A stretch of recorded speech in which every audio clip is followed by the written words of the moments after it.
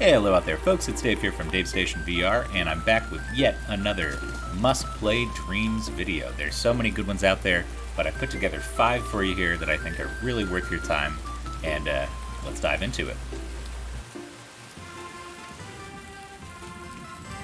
First up on our list is an action RPG called Slumber. The first thing that I noticed about this one that really blew me away is how much depth there is and how much length there is to this game. So it's probably going to take you about an hour to get through the whole thing, and as you're going through, you're unlocking new abilities, new weapons, new spells, and there's some really good mechanics here. You can lock onto enemies and switch between lock-ons, so a lot more to it than I was expecting for a Dreams game this early. But it looks great in VR as well. I had a couple issues with the camera angle. There's one boss fight in particular where it's kind of like you gotta stare straight down to see what's going on, but I'm sure they will continue to optimize this for VR. But as it is right now, this is a must-play if you're into action RPG stuff.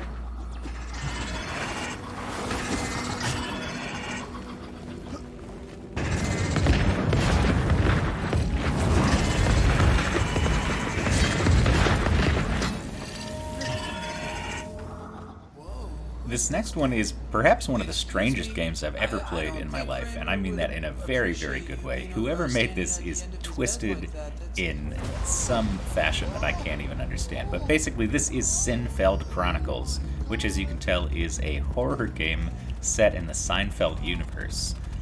So you start out in Jerry's apartment. You're his nephew, I think. And basically, as it progresses, shit gets weirder and weirder. And you just have to play this one and see it for yourself. It's off the wall, bonkers. It's hilarious. And also, I was surprised that it actually scared me in a few parts. There's some good jump scares in here. So do not pass up Seinfeld Chronicles VR.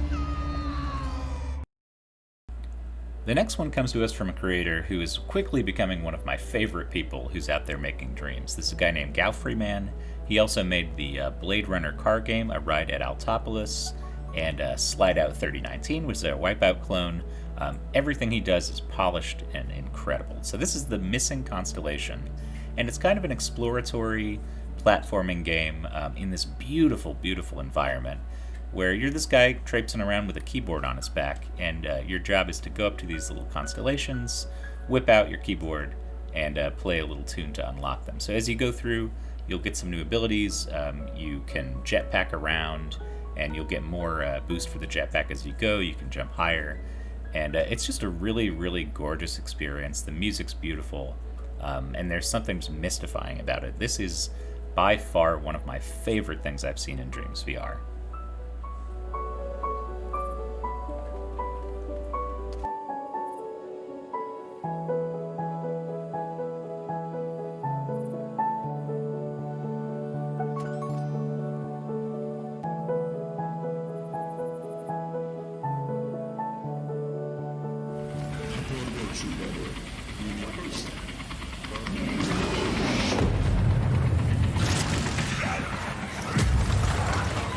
Now, I know there's a lot of horror buffs out there who've been craving some more Resident Evil in VR, and in Dreams, finally we've got some. This is Resident Evil Project Escape, and you're trapped alone in this building with Nemesis. He's on your tail, he can punch through walls, he can drop through the ceiling when you least expect it, just like the real deal.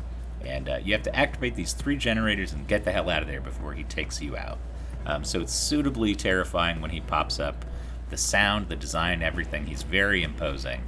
And this is just a lot of fun. There's a normal mode and a hard mode if you want to go back through and play with a little bit more of a challenge. And at the end, it actually ranks you and gives you a score and stuff. So this would be a fun one to replay and kind of try and get that high score. But it definitely nails the Resident Evil vibe. And there's some cool mechanics here, like you can put down security cameras and then look at them, and you can see where he's at if he's around them. But it'll also trigger a notification on your screen that he got near one of your cameras. So there's some strategy you can put into it too. Just a really cool project.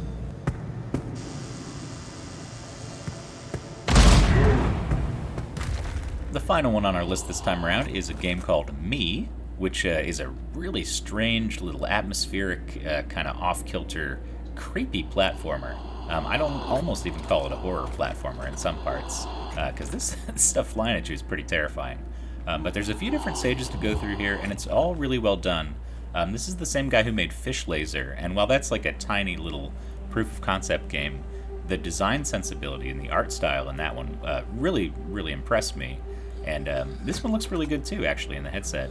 The environments are fairly cool. There's a variety of enemies to deal with, and it just feels good. There's something really unique about this Sky style, and it apparently carries over pretty well to a platformer. So definitely check out Me.